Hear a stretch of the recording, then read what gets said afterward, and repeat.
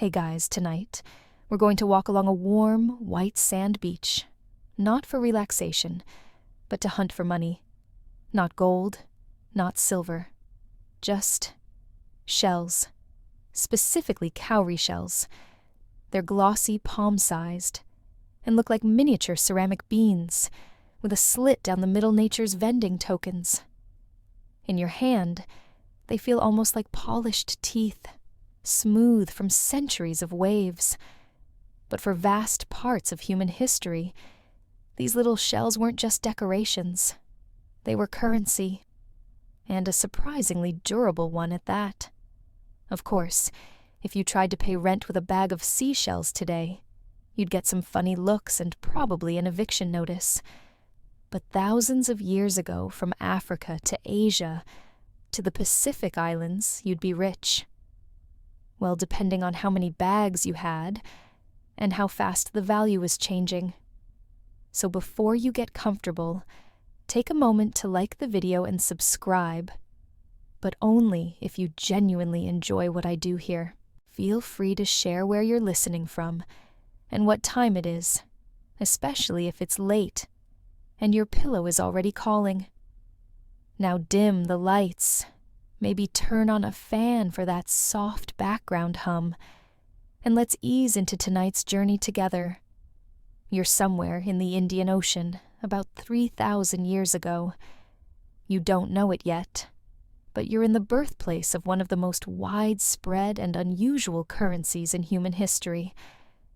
Cowrie shells naturally gather in the Maldives, and parts of Indonesia and early coastal communities quickly recognized their shimmer not just as pretty trinkets, but as tools of trade.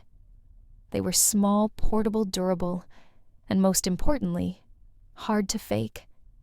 No one had to melt metals or stamp coins. Nature did the minting.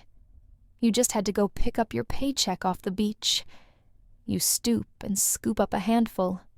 Smooth, cold, still wet from the tide. They click together in your palm like soft wind chimes. You're not just holding shells. You're holding your next meal, your rent, your dowry. Each one a tiny portable promise that someone else will want them too. But here's where it gets weird. These shells, found mostly near the ocean, somehow wound up deep inland in the savannas of West Africa, the mountains of Nepal, the heart of China. Historians still argue whether this early global spread was due to trade network spiritual value, or just a really enthusiastic shell collector who couldn't stop walking. What we do know is that these shells weren't just drifting along currents. They were carried sometimes across thousands of miles in caravans and on the backs of traders who recognized their rising value. A cowrie shell might have started life in the Maldivian tide, then ended up in a royal palace in the ancient Sahel. At this point, you might be wondering why cowries. Why not say feathers or pebbles or something that doesn't resemble a decorative breath mint? The answer is utility. Cowries were tough, smooth, and standardized by nature. Unlike metal coins that needed skilled labor, and metallurgy cowries required zero processing. Plus, their beauty mattered. In a world where value was partly defined by mystique and scarcity, a gleaming cowrie from across the sea felt far more prestigious than a lump of local rock. And unlike modern credit cards, they couldn't be hacked. The worst you might suffer was a crab still living inside one, which admittedly would be a surprise at checkout. You step into a bustling Maldivian village market where palm leaf baskets overflow with cowries. Local traders squat low, scooping the shells by the handful, arguing about prices, pinching each one, to check for chips or discoloration. You lean over a stall and realize this isn't just a shell exchange. It's an early economy in full swing. Bananas for cowries, dried fish for cowries. One duck 5 handfuls and not a chipped one among them. Even the rhythm of counting was different. Cowries didn't follow a decimal system. People counted them in strings or piles. In some places, 40 shells made 1 unit. In others, you needed hundreds for a single good. Try stuffing that into your medieval fanny pack. But what's most incredible is how long this lasted. Unlike most currencies that flare and fade, cowries endured for millennia. From Bronze Age dynasties to early 20th century trade posts, people kept passing shells like money. And even now, their ghost remains in jewelry emoji's summer festival stalls. So tonight, as we trace the shell's journey across continents, customs, and centuries, imagine your pillow stuffed not with down, but with money. Thousands of tiny, clinking coins, all once alive, all once underwater. You follow the cowries inland, now far from the sun-drenched beaches where they were born. The air grows drier, the breeze carries dust instead of salt, and the ground shifts from soft sand to cracked clay and packed dirt. You're walking with a caravan dozens of traders' camels, loaded with baskets and guards, keeping an eye out for bandits who amusingly aren't after gold. They're after shells. These aren't the flashy seashells of beach shops. These are Cyprea monida, the money cowry, small, oval, porcelain smooth, and surprisingly uniform. Traders prize them because they can be strung stacked and counted. Most are bleached white or creamy yellow, as though nature had pre-approved their aesthetic for currency use. And now you're watching them migrate on foot, overland through scorching heat and unfamiliar dialects. From the Indian Ocean across the Arabian Peninsula, then down into East Africa, or west across the Sahel. Some move by boat dhows packed with sacks of shells, bound for ports like Kilwa or Mogadishu. Others journey in caravans bound for Kano Timbuktu, and even beyond. Historians still argue whether these routes were originally trade-driven or spiritually motivated. Some scholars suggest cowries first moved as talismans or dowry tokens, only gaining monetary value over time. Others insist they were commodified from the start, seen as portable neutral currency in societies lacking widespread coinage. The debate swirls like desert wind never settling. What's certain is that these shells didn't travel alone. They came with salt, gold ivory cloth, and human lives. In the bustling markets of West Africa, you hear the clamoring of deals, salt blocks stacked beside cowrie baskets, women haggling over spices, merchants arguing in 4 languages at once. You spot a local noble inspecting a string of shells like a jeweler studying a diamond. He's weighing their freshness, their color, their clink. Because yes, shells had quality grades.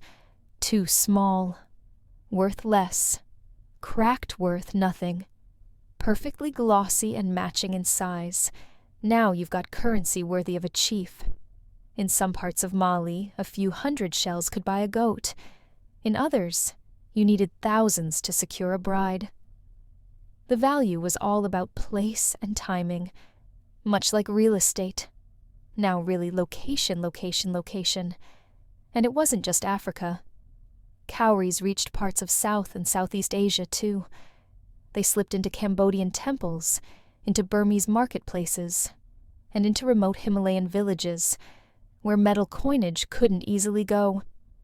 Imagine being in 9th century Nepal, perched on a chilly mountainside, handing over seashells for yak butter. You'd be forgiven for thinking the world had gone slightly mad. But it worked. It really worked. And it's not hard to see why. The cowrie shell once gathered is light, durable, and hard to reproduce convincingly. You could carry your wealth in a pouch on your belt, not in back-breaking metal bars. You could make change easily, no coin stamping needed. And unlike cattle, cowries didn't require feeding or complain during transactions. You kneel beside a riverside trader in what is now modern-day Nigeria. He dips his hand into a wooden bowl full of shells, counts out a handful, and sets them beside a pile of millet. There's no flourish, no ceremony, just the quiet rustle of an ancient transaction. Even now the air smells of roasted grain, wet earth, and something slightly sweet, dried hibiscus maybe. This is trade, at its most human, tactile, negotiated and rhythmic. The shells pass from hand to hand, just like coins, just like credit cards, just like every other form of trust humanity has ever minted. And those camel caravans you walked with, they weren't just transporting goods. They were carrying value systems, ideas about what counts as money, and what makes something valuable in the first place. That's what makes the story of cowries so strange and so beautiful. They remind you that money is in the end just a shared illusion. A beautiful shell on a string agreed upon by strangers across deserts and centuries. You settle in now, letting the dust fall from your clothes, listening to the wind rustle through baobab leaves. You've arrived in a world where money gleams faintly in the twilight, clinks softly in bowls, and smells faintly of the sea, no matter how far from shore you are. The question still lingers as you walk. Why did people across such distant lands trust these shells in the first place? Why cowries, and not something a bit more local? The answer isn't just in their shape or scarcity, it's in the strange psychology of trade, and how humans assign value to things that shimmer. You're seated now under a woven canopy in a centuries-old marketplace, somewhere along the bend of the Niger River. Traders are shouting prices. A woman counts cowries on a flat stone, and a child nearby strings shells into neat lines. No gold, no silver, just shells. And here's where it gets interesting. Cowries didn't merely imitate money. In many places, they became the concept of money. There were no coins to imitate, no royal mints, just agreements sometimes formalized, sometimes unconscious, that this many shells gets you that many chickens. Historians still argue whether this trust emerged spontaneously, or whether early rulers and merchants deliberately promoted the shell system for ease of taxation and long-distance trade. In either case, it took hold fast. You imagine your hand reaching into a cloth pouch, fingering the familiar click of shells as you count out your payment.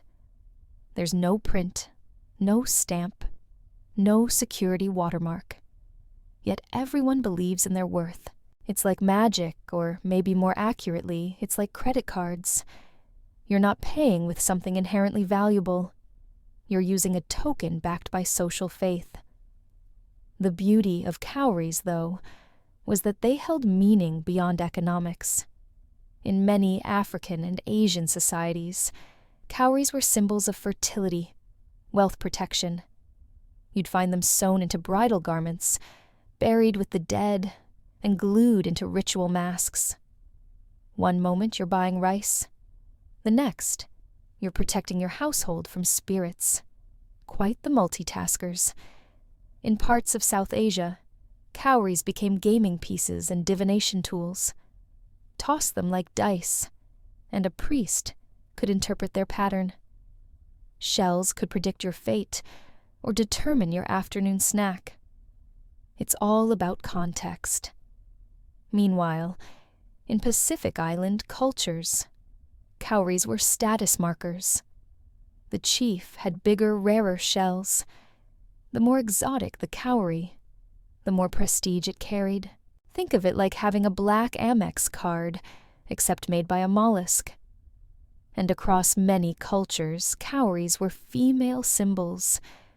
Their shape, smooth, rounded open, was often associated with fertility and womanhood. There's even archaeological evidence of cowries being worn as amulets by expectant mothers, one of the oldest forms of protection, tied not just to wealth, but to life itself. But let's come back to economics. Picture an open-air bazaar in 14th century Ghana. There's a quiet murmur as deals are struck. Food changes hands, and you watch a trader dip into a gourd bowl full of cowries to measure payment. He doesn't weigh them.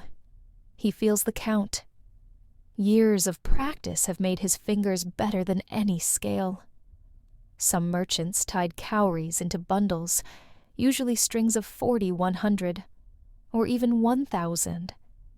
In many places, a fixed number of shells formed a unit of currency. In parts of the Congo, for example, 100 shells made a makuta. The word stuck. Makuta still means money in parts of Central Africa today. And here's a quirky tidbit: in some areas, cowries were stored in giant clay pots, buried partially underground. These pots were like shell ATMs. When someone needed to buy a cow or pay a dowry, they'd lift the lid scoop out a payment, then cover it again. Imagine modern banking with no fees and slightly more dirt. You pause, standing at the edge of a transaction watching, as shells change hands with a satisfying clink. No contracts, no apps, just centuries of mutual agreement. It feels ancient and fragile, but also deeply intuitive. You're reminded that value, like sleep, isn't always logical. Sometimes we just agree to close our eyes and trust it's still there when we wake up. You find yourself deep in West Africa now, in the thriving trade cities that once formed the backbone of powerful empires. Gao Kano, Ife, Timbuktu. The sun is high, the markets are alive, and cowrie shells are the beating heart of it all. You step into the vibrant bustle of a 15th century Malian marketplace. There's music, smoke from cooking pots, and the scent of ground kola nut in the air. Traders from as far as North Africa have come, their camels groaning under the weight of cloth spices, salt, and yes, sacks of cowrie shells. And the shell economy isn't a curiosity here. It's the system.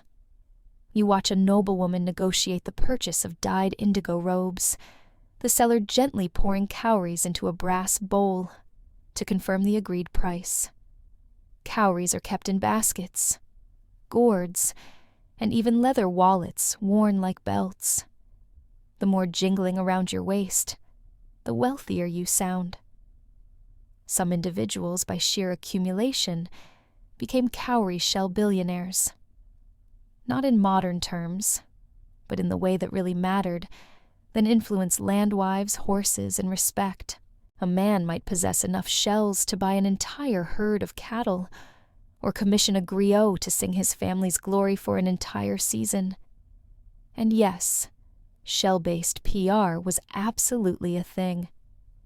The kingdom of Dahomey, for example, made cowries its official currency, integrating them deeply into taxes and military payments.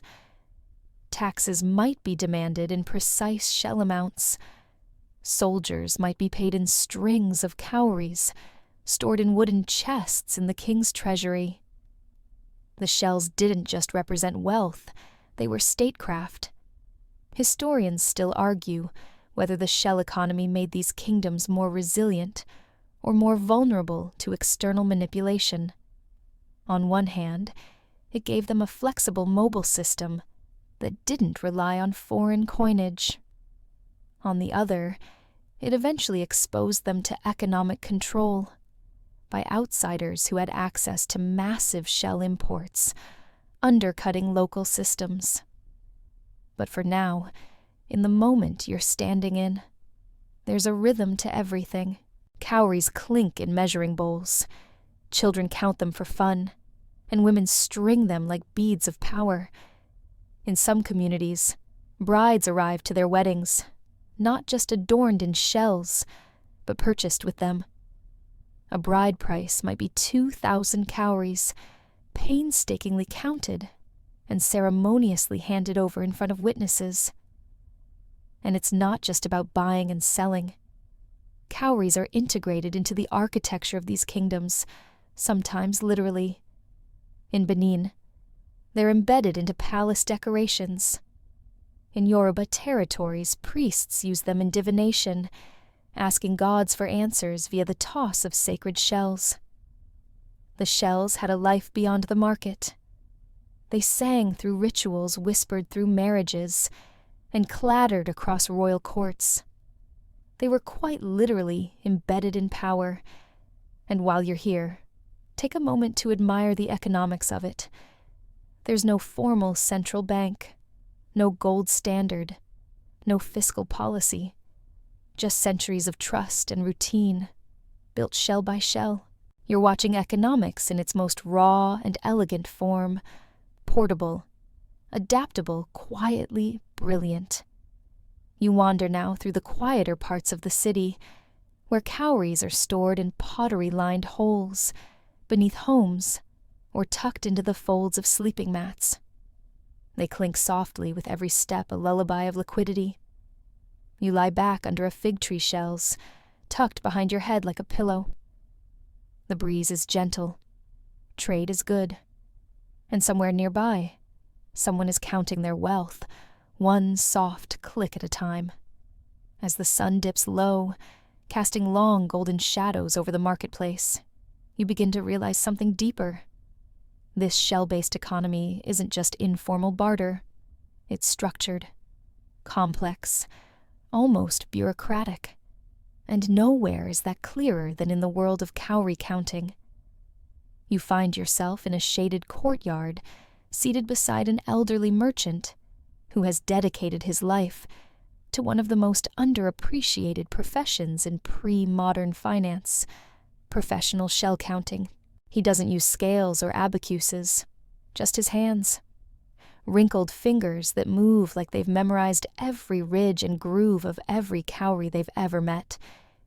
He starts stringing them groups of 40, 100, 1,000 talent. Each length a standard, each knot a calculation. There's a rhythm to it.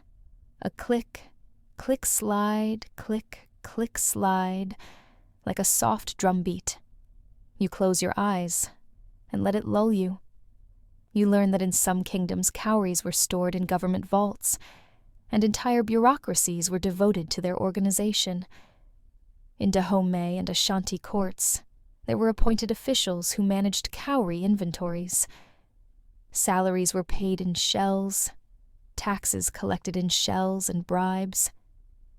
Well, plenty of those passed hands too. One particularly odd tidbit. In some areas, officials would deliberately damage a small portion of the shells, scraping or cracking them to devalue them slightly.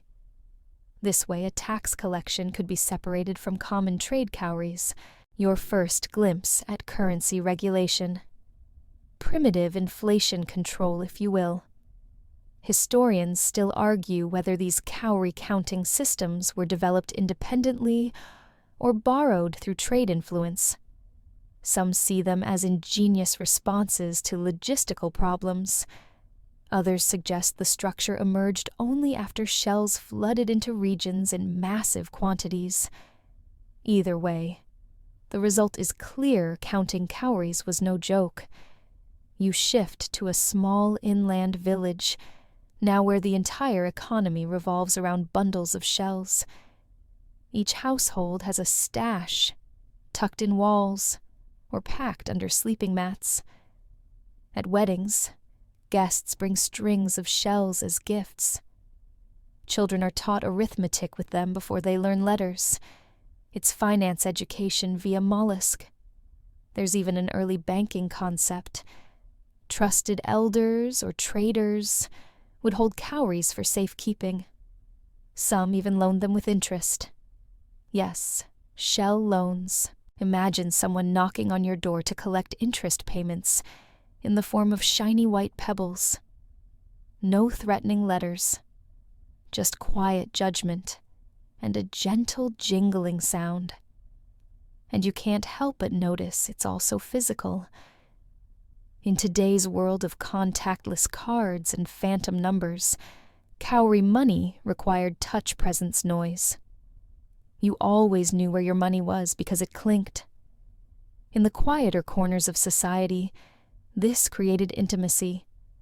A woman might save cowries for years to fund her daughter's wedding. A trader might bury his savings beneath a sacred tree, hoping the spirits would guard it. Each shell had a story, a history, a fingerprint of the human hand that last counted it. In your hand now is a full string, precisely 100 shells, knotted with care. You feel the heft of it, the logic of it. This isn't just a string of shells. It's school fees, a new roof, a journey to a better market. It's value you can hear, value you can touch. And in that moment under the evening sky, the economy doesn't feel abstract. It feels simple, honest. A long chain of trust, built one click at a time. The shells take you further east, now past the deserts and forests across the Himalayan foothills, and into the vast scrolls of ancient Chinese history. You've entered a new chapter in the cowrie shell's strange financial career. Here in the courts of Shang and Zhou dynasties, cowries are not just money. They're sacred relics of status hierarchy and bureaucratic obsession. You stand in a cool hall of lacquered wood lanterns, flickering scribes bent over scrolls. On the floor trays of shells arranged in perfect rows. The year is somewhere around 1200 BCE. And the cowrie has already been absorbed into the empire's formal economy. But here's the twist. The Chinese loved cowries so much, they didn't just use them. They copied them. Bronze cowries, bone cowries, clay cowries. They forged replicas that mimicked the shape and size of the real thing, sometimes complete with ridged backs and central slits. All the style of a cowrie, none of the saltwater smell. Why historians still argue whether this was due to scarcity symbolism or sheer bureaucratic preference for control. Some think the fake cowries were a way to scale up trade when shell imports couldn't meet demand. Others suggest they were ritual tokens or early prototypes for coinage. Maybe the Chinese were just the first people on Earth to invent shell-inspired merch. You run your fingers over a bronze cowrie. It's heavier cold and faintly green with age.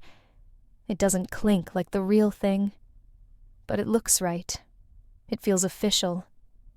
And in early Chinese bookkeeping, it absolutely was. Cowrie symbols appear on the earliest oracle bones, inscribed tortoise shells used for divination. They even formed the basis of Chinese characters, related to value, wealth, and trade. The symbol for purchase in Chinese still contains the old mark for a cowrie shell. You walk through a marketplace in the state of Chu.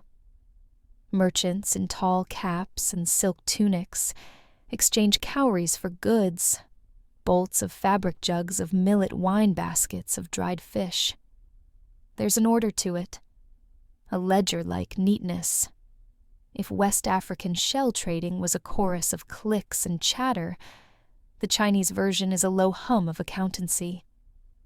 And then there's the storage. Shells are kept in ornate boxes, often in bundles of 10 or 100. Temples and nobles house vast stores of them, guarded and catalogued like museum pieces. In fact, many cowrie collections became so vast, they were used as tribute offered to kings' warlords, and even spirits. You hear a curious story in one court officials once weighed cowries against jade, and determined they were more practical. Jade was symbolic, cowries were spendable. A kind of victory for the mollusk. There are stories, too, of merchants traveling vast distances to acquire real cowries from the southern seas. Fake ones were good for ritual or backup, but real shells still held cachet. It's like comparing monopoly money to cash. You could fake the shape, but you couldn't fake the feel of ocean-traveled wealth. And here's a little-known fringe tidbit. Some Chinese tombs included entire cowry collections, lovingly laid next to the deceased. Not just for wealth in the afterlife, but to show their earthly importance. Forget pyramid gold, this was status in shell form. As you leave the ancient marketplace behind, the air grows cooler, and a faint breeze rustles the bamboo groves. You think about all the forms cowries have taken natural forged symbolic. And you realize it's not just that the world adapted to cowries. It's that cowries adapted to the world. They were never just money. They were mirrors, shaped by the values, fears, and ambitions of every civilization that held them. The cowries now drift you forward in time and straight into conflict. You're standing on the edge of a colonial port town on the West African coast in the 17th century, watching European ships pull into harbor. Their sails billow, their hulls groan under the weight of cargo. But they haven't come for gold or spices this time. No, these ships are stuffed with something far more peculiar. Millions of cowrie shells. You squint up at a Portuguese crewman hauling a barrel marked moneta, Latin for money. But the barrels don't contain coins. They're bursting with white glinting shells harvested en masse from the Indian Ocean. And here's the kicker: those cowries weren't collected by accident. They were gathered, shipped, and sold on purpose to flood local African economies. Yes, this was one of history's stranger financial power moves.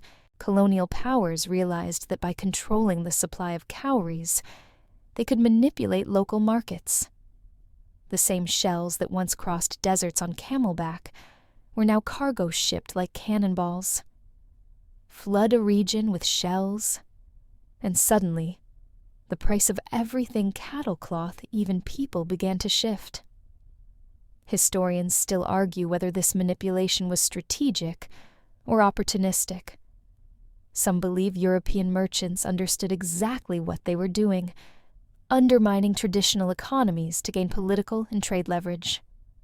Others say it was a side effect of high demand and clumsy oversupply. Either way, the results were enormous. In some areas, prices fluctuated wildly. What once cost 2,000 shells might jump to 5,000 or drop to 800 overnight. The economic fabric that had taken centuries to stitch together began to fray. Trust in cowrie value started to erode, and people began hoarding or rejecting them.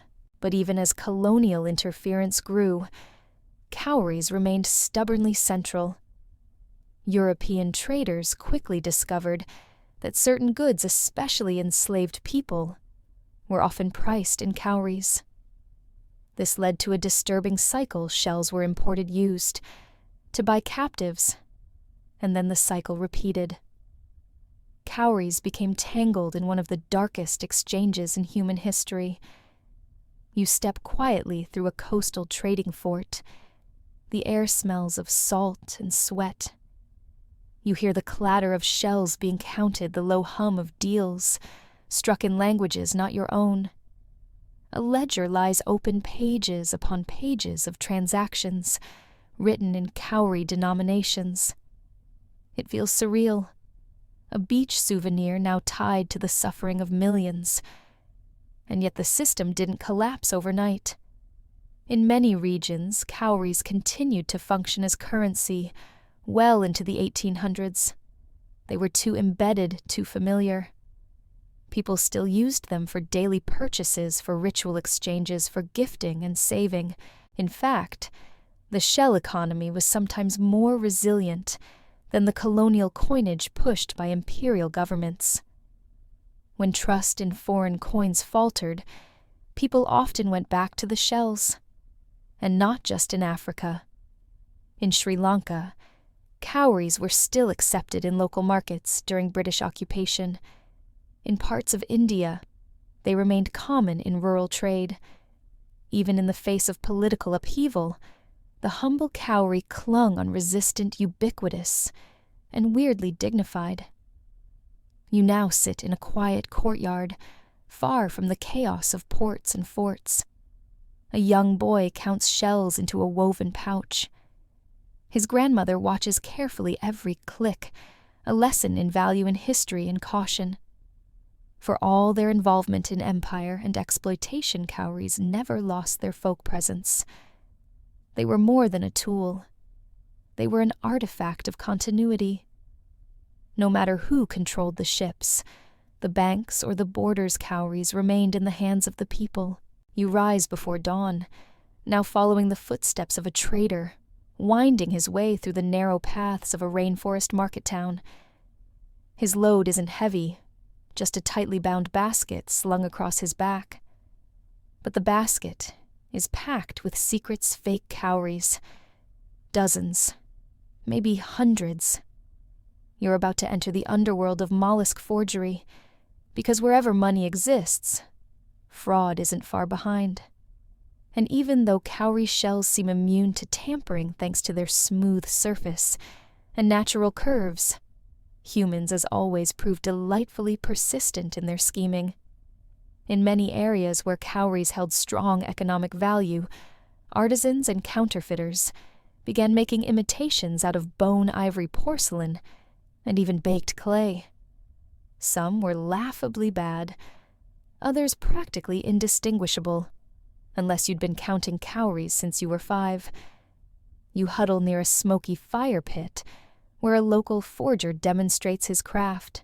He presses wet clay into a mold, smooths the back carves a small slit with a sharpened stick, and lays it near the embers to dry. Once cooled and painted white, it's ready to be slipped into circulation. No mollusk required. Historians still argue whether large-scale counterfeiting ever destabilized entire markets, or if it remained a small-scale nuisance. Some believe it was common enough that experienced merchants developed techniques to spot fakes. By sound, real cowries clicked lightly with a kind of chime. The fakes thudded dull and dense. In fact, some traders carried small ceramic bowls and used them like tuning forks. Drop a handful of shells in and listen. The wrong sound meant someone was cheating. It's like anti-fraud tech, but acoustic. You now find yourself in the cramped stall of a merchant who has tied his shells in bundles of exact weight. He handles them one by one, squinting at each with the intensity of a gem dealer. A few end up in a discard pile fakes, or perhaps just too chipped to be spendable. The funny thing is, fakes weren't always frowned upon. In some regions, particularly, where demand outpaced supply, authorities quietly allowed good forgeries to circulate. If the public believed they were real, and the market didn't crash, what's the harm? It's a little like today's fiat money, valuable because we all pretend it is. Still, in wealthier courts and trading hubs, being caught with fake cowries could ruin your reputation or worse. In 18th century Yorubaland, counterfeiters might be fined, shunned, or publicly humiliated. Not executed. This wasn't gold forgery, but certainly not welcomed back for tea. One fringe tidbit. Some communities developed reverse counterfeiting, painting or polishing less valuable shells to make them look like rarer types. Cowries came in several varieties, some more prized than others. The money cowrie Cyprea moneda was standard, but larger, or more vibrantly colored ones fetched higher value. If you could make your shell look just a little more exotic, it might net you a goat instead of a chicken. You wander now through a forest path, where traders quietly swap gossip about new forgery tricks. It's an arms race of low-tech brilliance. No laser printers, no plastic fraud, just sharp eyes, clever fingers, and very determined hands. As you return to town, You hear a familiar sound cowries pouring from one basket to another. You pause. Listen. Are they real? Maybe. Maybe not. That's the thing about money, especially in a world of shells. Half of it is physical. The other half, just belief. And tonight, as the wind rustles the trees above you, you realize even fake cowries tell a story. A story of need, of ingenuity, of a world where value was handmade. And so were its illusions. You're on the move again this time, alongside a caravan of traders, threading their way through a dry savanna. The sun blazing overhead, the scent of dust and sweat in the air. The camels are laden not just with goods, but with something precious, hidden deep in woven pax cowries. These aren't just ordinary peddlers. You're traveling with elite cowrie merchants, seasoned professionals who specialize in transporting and exchanging shell currency across vast regions. And their lives are anything but restful. Each stop brings risk bandits' border taxes, bad weather, and corrupt local officials. Every village, kingdom, and chieftain seems to have their own system of tolls and bribes. And cowries being light and plentiful are easy to lose and easy to steal. One spilled basket, and your entire profit rolls into the dirt. Still, the traders press on. Why? Because for centuries cowrie shells were liquid gold, and some of these merchants were among the most powerful financial agents of their time, human ATMs, with intimate knowledge of prices, exchange rates, and which towns needed what. You settle for the evening near a trading post. Around, the fire stories are swapped. One man tells of an official in Kanem-Bornu who refused metal coins from the north, insisting on cowries only. Another boasts of a clever deal: 3 bolts of cotton cloth swapped for a cow worth 20,000 shells, and resold downriver for 30,000. Profit 1 shell at a time. Historians still argue whether cowrie traders operated independently or were tied to larger political networks. Some suggest merchant guilds existed. Others believe trade was looser, driven by family ties and reputation. Either way, trust was everything. You had to know your source, and your counterparty, and their cousin, and their cousin's goat.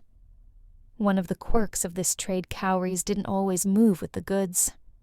Sometimes they preceded them. A caravan might drop off shells weeks before the actual trade took place, like an ancient form of wire transfer. Shells were a signal. We're serious. More's coming. You listen closely to an older trader explain how each region had slightly different shell preferences. Some wanted only fresh, glossy white ones. Others accepted slightly yellowed ones, but rejected any with chips. Some regions used strings.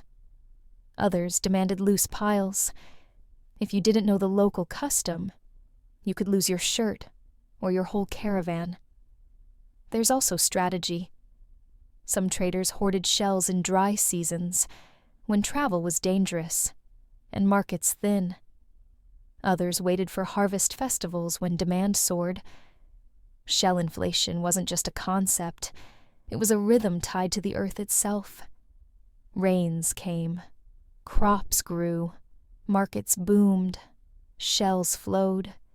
You lie down under the stars, cowrie pouch tucked under your head for safety. The sounds of fire crackling and traders snoring surround you. These men are not just merchants.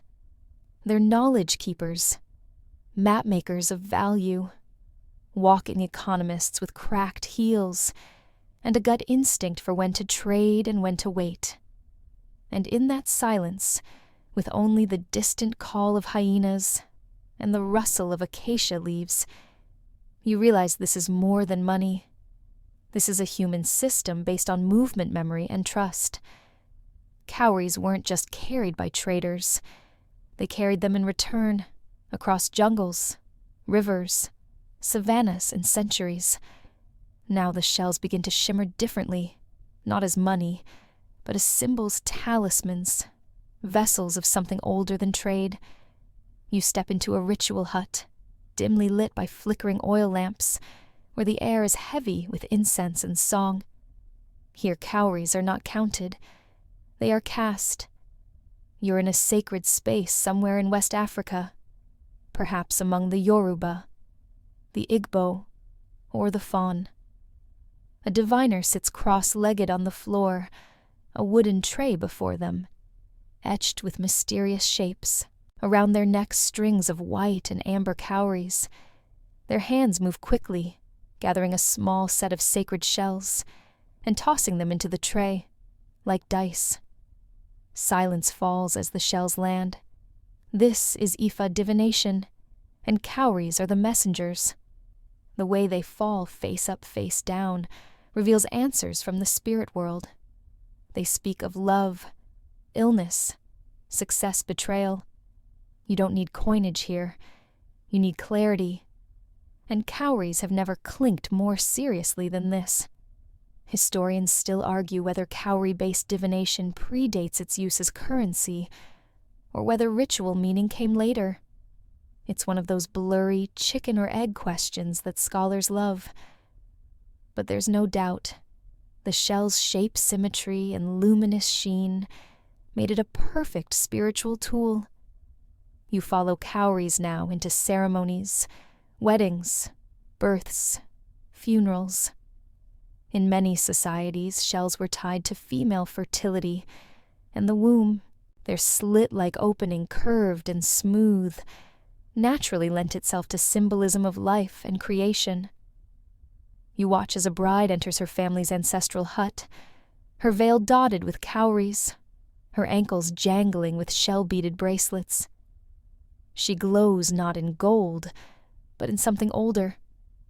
In East Africa, among Swahili communities, cowries are sewn into children's clothing to ward off bad spirits.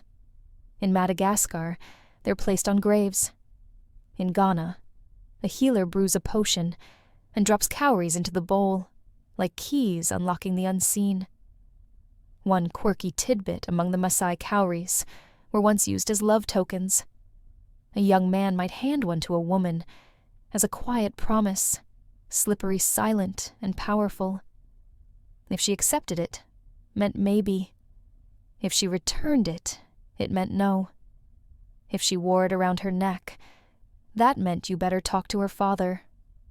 And then, there are the masks. You wander through a small village workshop where cowries are being meticulously sewn into ritual masks, hundreds per mask, lined across brows and jaws, forming swirling patterns like waves frozen in place. These aren't just decorative. They amplify power. The more cowries on a mask, the stronger its voice in ceremonies in war, dances in ancestor veneration. You lean in to examine one closely. The shells gleam under lamplight. Each one has been stitched with care. There's history in every line of thread. And cowries didn't just belong to the living. In many cultures, they followed people into the afterlife. Buried in graves, slipped into the hands of the dead, placed under the tongue, like payment for the journey ahead. Just like in ancient Greece, where coins were offered to Charon, the ferryman cowries served a similar purpose fair, for the great crossing. You sit now beside a quiet grave, freshly covered in earth. A small basket of cowries rests on top, a final gift, a farewell wrapped in shimmer. And as the wind sighs through tall grass, you think about all the lives touched by these tiny shells, not through markets, but through meaning. Cowries were never just about trade. They were about transitions, between life and death, between lovers, between seen and unseen.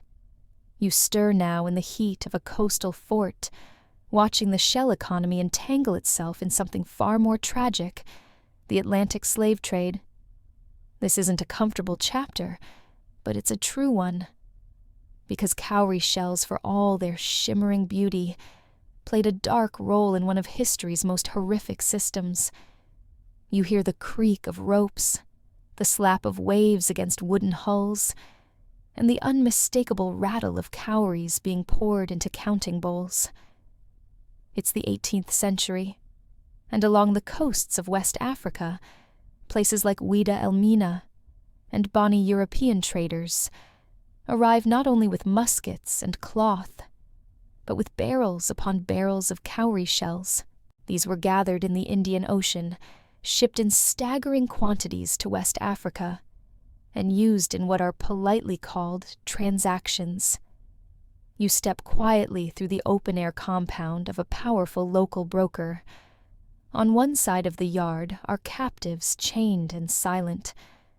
On the other piles of goods, including baskets of cowries. The deal is quiet, practiced chilling, thousands of shells per person. Historians still argue whether African kingdoms adopted this system out of necessity, opportunism, or coercion. Some leaders saw cowries as a practical currency in a world increasingly governed by global trade. Others likely saw them as the best of several bad options. But the effect was the same: shells were the lubricant of a horrifying economy. In some places, a healthy adult male could be priced at 20,000 cowries. A woman of childbearing age, even more. The very shells that once served weddings and blessings were now bartering tools for bondage, and the scale of this trade was staggering. It's estimated that hundreds of millions of cowries were imported by European slavers over the course of the 17th and 18th centuries. They were easy to carry, non-perishable, and readily accepted traits that made them ideal for the grim arithmetic of human trafficking. You walk through an accounting office in a Dutch trading post. Ledgers line the shelves, each marked with neat columns. Name, goods cowrie count. The language is cold. The math is precise. But between each line of ink, you feel the weight of loss.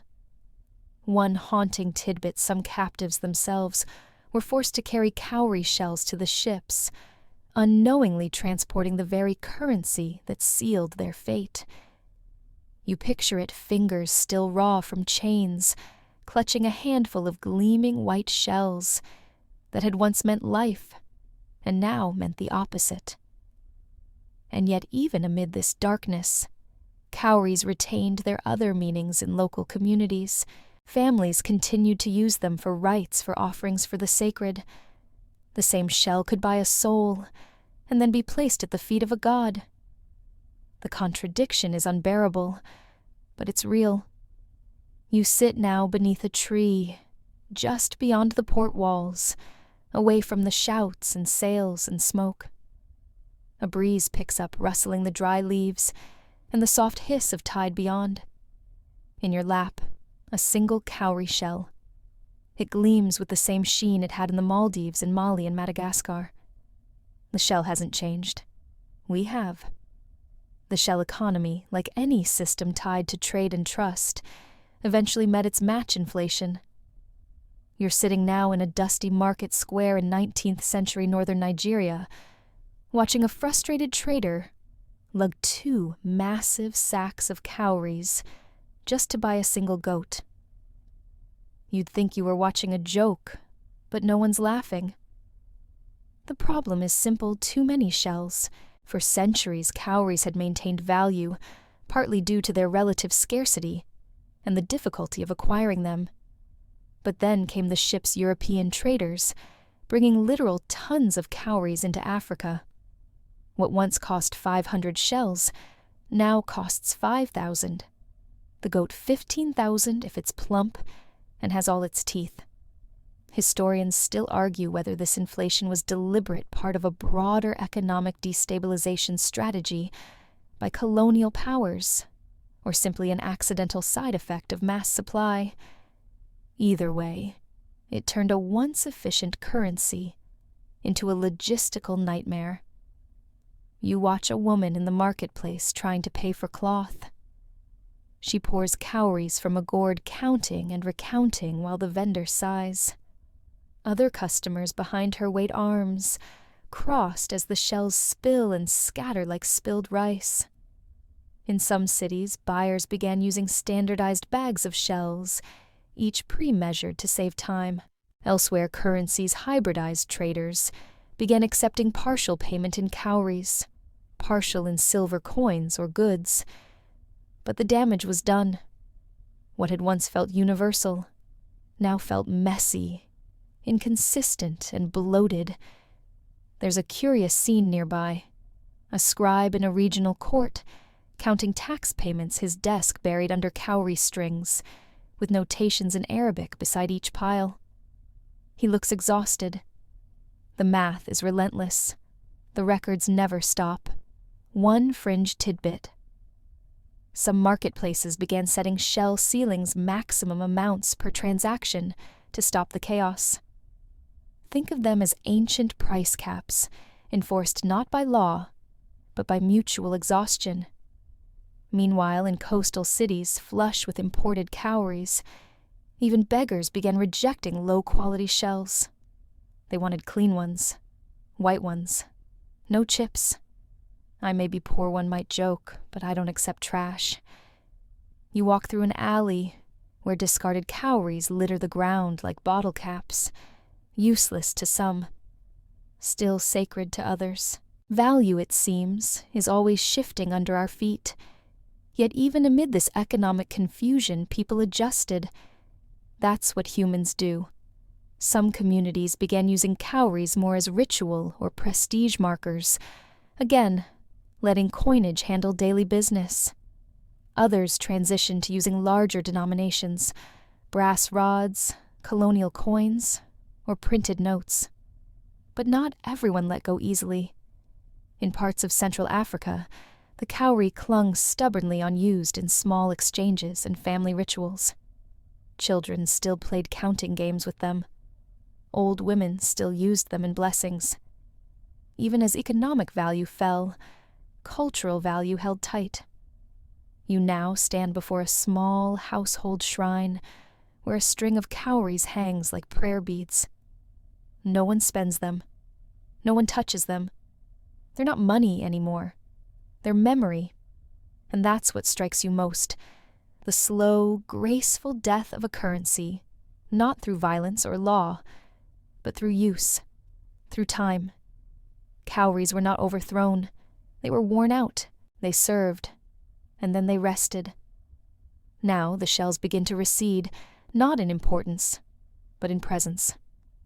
You stand in a dusty village square, where for the first time in generations, a transaction is completed without a single cowrie.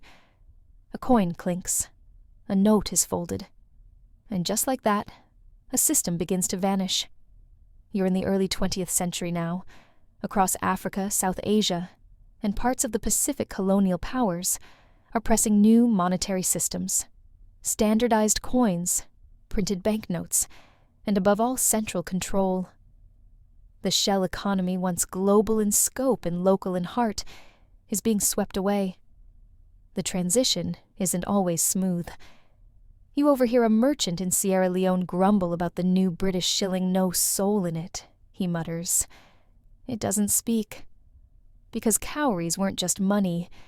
They were familiar, textured, alive in the fingers. Metal and paper are sterile by comparison. But resistance is rarely enough.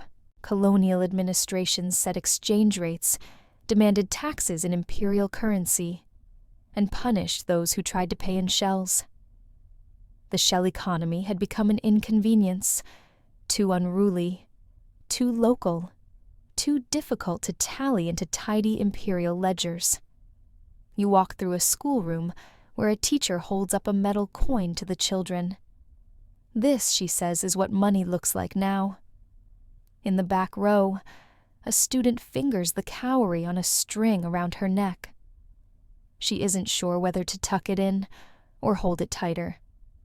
Historians still argue whether the fall of cowrie-based trade systems was inevitable or forced. Some suggest industrialization left no room for the pace of shells. Others point to deliberate economic reshaping tools of empire, like the telegraph, the steamship, and taxation by decree. You find yourself now in a port warehouse, where giant crates of cowries lie untouched. Once so precious, they were guarded like silver. Now they gather dust beside surplus grain. A customs officer sighs, lights a pipe, and mutters that no one even wants to steal them anymore. And yet, despite their fading use, cowries linger. In local markets, they are still bartered informally. Among elders, they are still counted ceremonially. At weddings, a bride may still wear them. At funerals, they may still be buried with the departed. A dying currency does not vanish, it echoes. Here's a curious tidbit: in some places cowries continued circulating as tokens long after their monetary value collapsed. In southern Nigeria, for instance, people used shells in informal neighborhood games, gambling, or as teaching tools for arithmetic. The shell, as former money, had become a tool for learning about value itself. You visit a missionary's journal, where he writes with baffled reverence about how the native people still seem to believe the shell holds luck. What he doesn't understand, of course, is that the belief wasn't about luck. It was about continuity. As you walk through the outskirts of a town transitioning to modern banking, you feel the change in the air. People still own cowries. They still keep them. But they don't bring them to market anymore. They don't haggle with them. They don't weigh them in clay bowls. Instead, the cowries rest in drawers and altars in the backs of cupboards, like faded photographs. Not spent, not discarded. Just resting. You stop at a quiet household where a grandmother opens a wooden box and reveals a small bundle shells tied together with twine. For the children, she says softly, to remember how we used to live. You're back on the beach now, not a medieval port or ancient trade hub, but a modern shoreline in East Africa. The waves lap gently at your feet, and a glint of white catches your eye in the wet sand. You bend down. It's a cowrie shell. Not worth much these days in economic terms, but still beautiful. Still perfect. And still remembered. You trace its curve with your thumb and think about all the places it could have gone. All the hands it might have passed through. All the meanings it once held: coin, charm, prayer, promise. Because even in the modern world, cowries haven't disappeared entirely. They've simply changed lanes, from currency to culture, from marketplace to museum, from wealth to wisdom. In Lagos, you visit a street market where jewelry stalls gleam with cowrie beads, not for buying rice, but for celebrating heritage. A necklace here, a belt there, some worn for fashion, others for faith. Cowries now whisper more than they declare. You wander into a classroom in Ghana, where a teacher shows children the old shell bundles, explaining how their grandparents used them to pay for goods, to propose marriage, to honor spirits. The students listen, eyes wide, touching the shells, as if they're relics from another planet. In Fiji, you watch a dance where cowries clatter with every movement, each step, a memory, each turn a rhythm older than cash registers. In South India, a bride wears a string of cowries around her ankle as part of a fertility ritual. In Haiti, a voodoo priest places them beside a candle, asking the spirits to listen. Historians still argue whether cowries should be remembered as money magic or museum piece. But maybe the best answer is all three. The shell has outlived its accounting use, but not its cultural weight. It's become a symbol of resilience, of memory, of what once was possible when the world trusted a humble mollusk. Here's a final quirky tidbit. Even in emojis, the Cowry has made a quiet comeback. Digital sticker sets, jewelry ads, spiritual pages. Somewhere in your phone it probably exists, tiny white symbolic. From the ocean to empire to Instagram. You're walking through a modern museum now. The display is labeled Cowry shell currency. Inside the glass strings of gleaming shells, bundles carefully restored anew, with notes explaining their origin. You pause longer than most people. You don't need the plaque. You already know the story. You smile at the irony. A shell that once bought cattle now needs a ticket just to look at. Still, the journey is complete. From nature's factory to humanity's wallet. From sacred rites to shopping lists. And though the world has moved on to plastic cards and crypto somewhere tucked away in someone's jewelry box or memory drawer, a few cowries still click. And every time they do, they remind us that value isn't always printed. Sometimes it's smooth and curved and shaped by the sea. So now you follow the Cowry shell full circle from glistening tide pools in the Indian Ocean, through the trade caravans of Africa and Asia, into the dusty ledgers of imperial courts, and finally, into the quiet corners of memory. It's a journey not of gold and power, but of glinting little tokens that somehow held entire economies in their curve. You're sitting now in a quiet home, somewhere inland far from the sea. An elder sits beside you, wrapping up a small bundle in cloth. She unties the knot and shows you a string of cowries neatly arranged. They're not for spending, she says. They're for remembering, because that's what cowries do now. They remember a time before digits and databases, when money was something you could touch, when its worth came from the community that believed in it when value sounded like a clink and felt like salt on your fingers. And the thing is, they weren't just money. They were social glue. Cowries didn't just buy things. They meant things. They marked coming of age. They sealed marriages. They closed the eyes of the dead. Historians still argue whether it's right to call cowries a primitive currency. But the truth is, they weren't primitive at all. They were elegant, practical, durable. And unlike most things we call money today, they were actually beautiful. You pick one up now, just one, and hold it to the light. It reflects back a soft glimmer. Not quite gold, not quite pearl, something in between. You can almost hear the ocean inside it.